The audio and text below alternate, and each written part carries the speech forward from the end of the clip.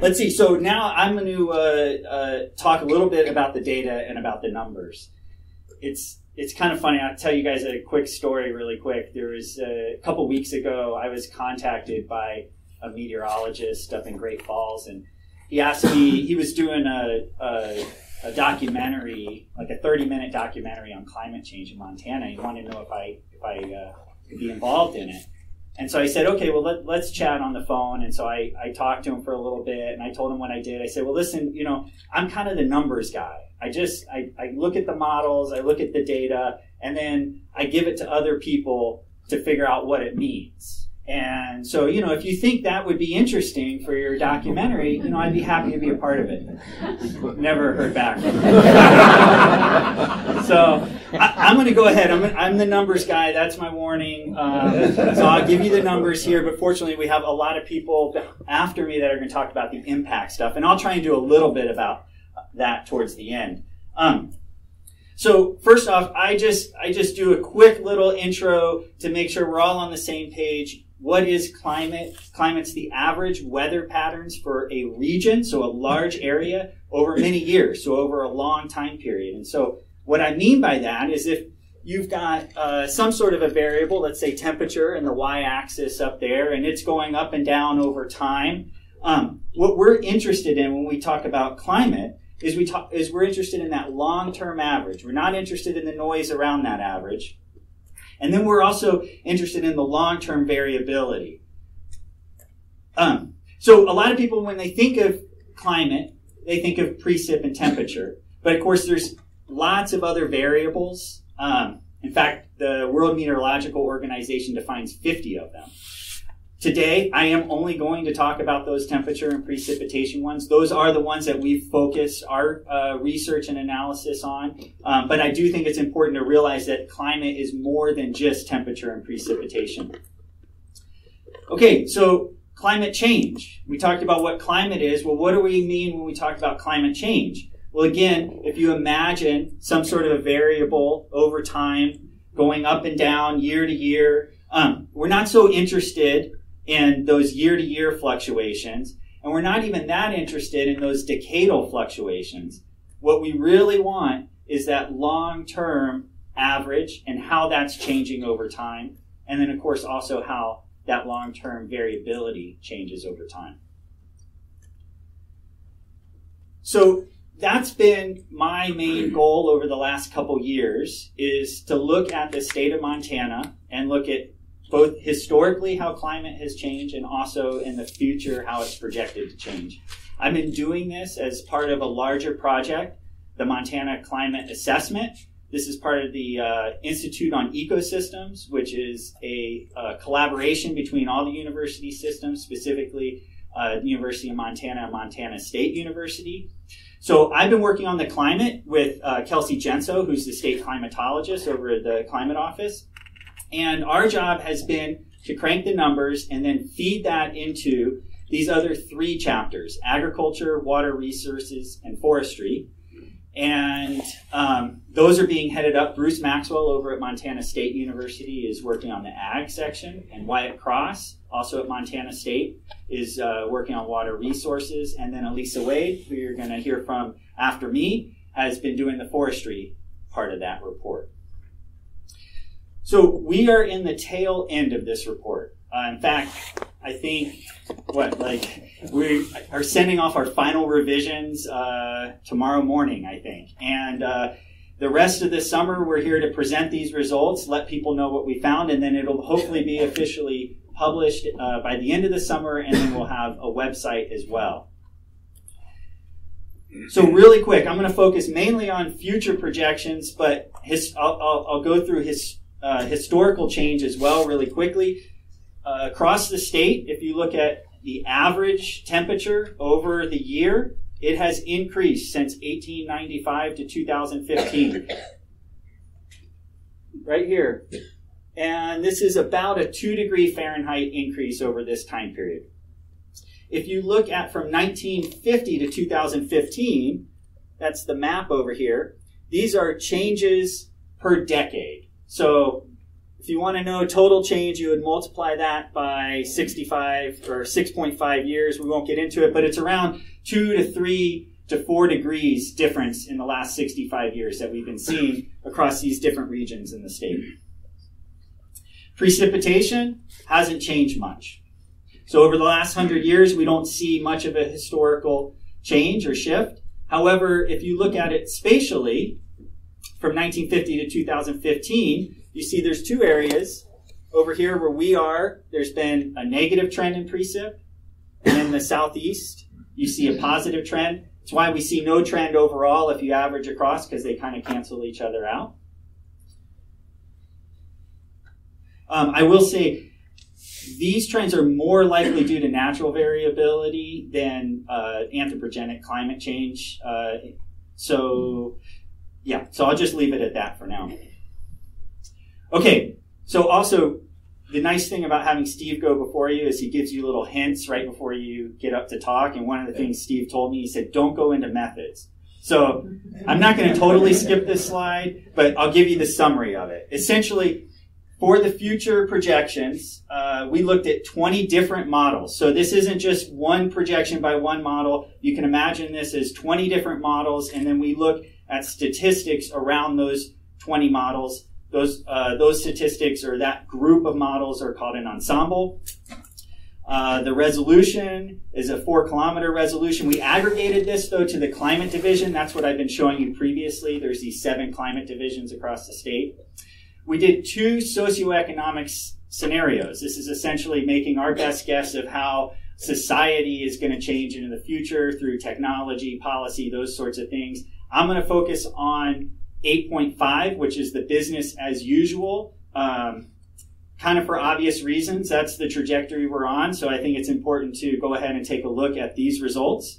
And then I'm also going to focus on the mid-century. So this is a 30-year average from 2040 to 2069 compared against a historical 30-year average of 1971 to 2000. So essentially what you're going to see is just the average. So again, long time period, 30 years, subtracted from the historical. Okay, so first up, change in average annual temperature. So you can see spatially, there's not a lot of difference here. All the climate divisions are in that dark red. I know it's hard to read that, but that dark red is about 6 degrees Fahrenheit difference. So that's an increase of 6 degrees by mid-century across the state. Now, people often tell me not to even show this plot, but I have to do it. And I'll tell you why.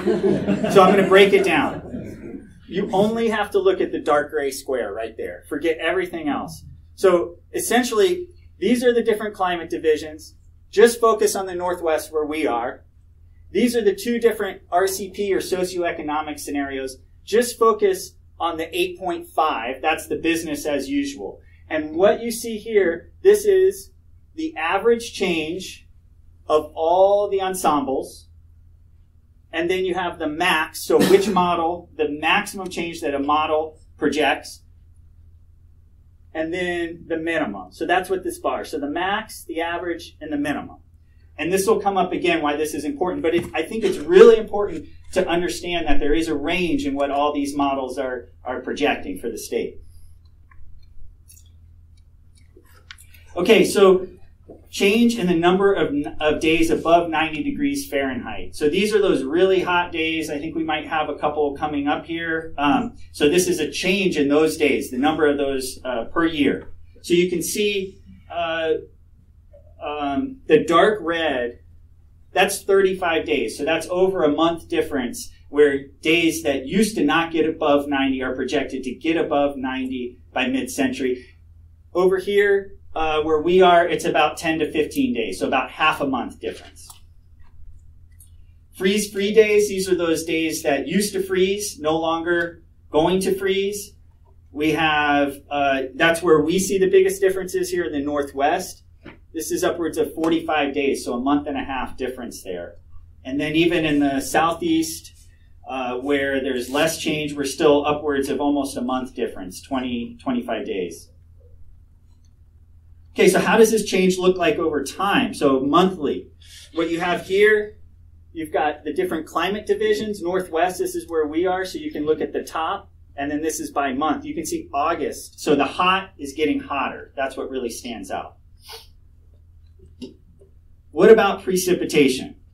Well, here, all the green is increasing, brown is decreasing, and we're looking at percent change. So, of course, keep in mind that areas that have a lot of precipitation, 1 inch of precip is different depending on where you're located here when you think about it from a percentage perspective.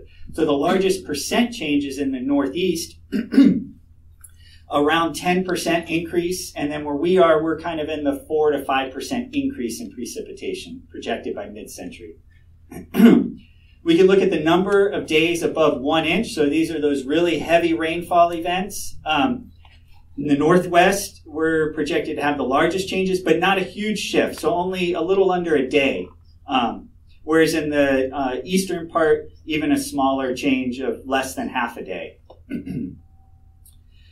And then change in number of consecutive dry days. These are how many days in a row fall below 0.01 inches, so are essentially dry.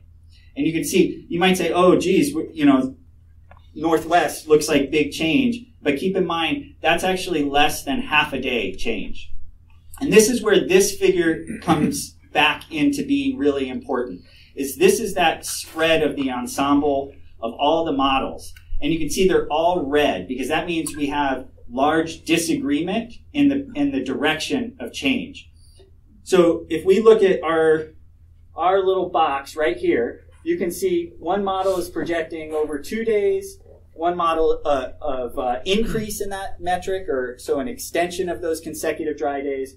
One model is projecting a negative or a decrease in that. So essentially what I say, even though the projection is small, that's because we're looking at the average.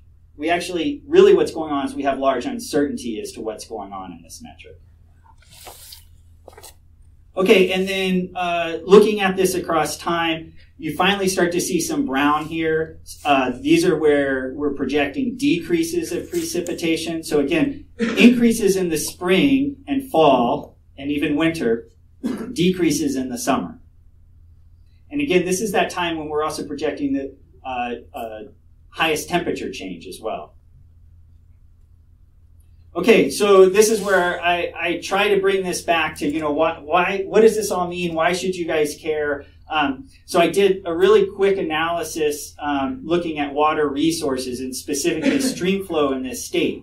And so I said, okay, well, how much does precip and temperature really matter for stream flow, which is a measure of water across the state? And what I found is roughly across the state that temp and precip explains about 60% of stream flow. So what that means is there's another 40% that's explained by something other than temperature and precip. And so what could this be? This other stuff, it's the management stuff, it's wildfire and disturbance stuff, it's irrigation and crop type and agriculture, it's wildlife feedbacks like beaver, it's vegetation adaptation, so natural adaptation. All these things do matter, and they add up to that 40%. So my point is that even though 60% is sort of determined by this temperature and precip, there is another bit that we do have some control on here across the landscape. And then the other thing that I always get is, okay, well, what does the future really look like? What does this mean from a geographical perspective? What can we expect Missoula, Montana to look like? And so if you kind of approximate this, and there's some ways to do this, but I won't get into the methods, it's kind of like a Denver, eastern Colorado, southwest Nebraska sort of thing that you can imagine, which it's not so bad, right? That's what you might be thinking, Colorado, Denver, known for good climate. So if you're a farmer, you might be thinking something different, right? Because you're really dependent on the climate here. If you're a tourist, you might say, oh, wow, I'm going to move to Montana because they're going to have pretty nice Colorado-like climate. So anyways, it's just to sort of bring about that things are shifting and changing, and we have to think about kind of everything that comes about from that. So I do have a quick summary slide. Do I have some time? Okay, so just quick summary here. Temperature has increased historically, and it's projected to increase by about 4 to 6 degrees by mid-century. The extremes in temperature are expected to change significantly. So those are those really high temperatures. Annual precipitation has been about the same historically, but it's projected to increase from 6 to 10% by mid-century. But summer precipitation is expected to slightly decrease. Drought metrics, such as consecutive dry days, are not projected to change much, but are highly uncertain. And temperature and precipitation only explain about 60% of water resources in Montana, and so the other 40% can explain by management and adaptation. And finally, I hope you guys like Colorado. Thank you.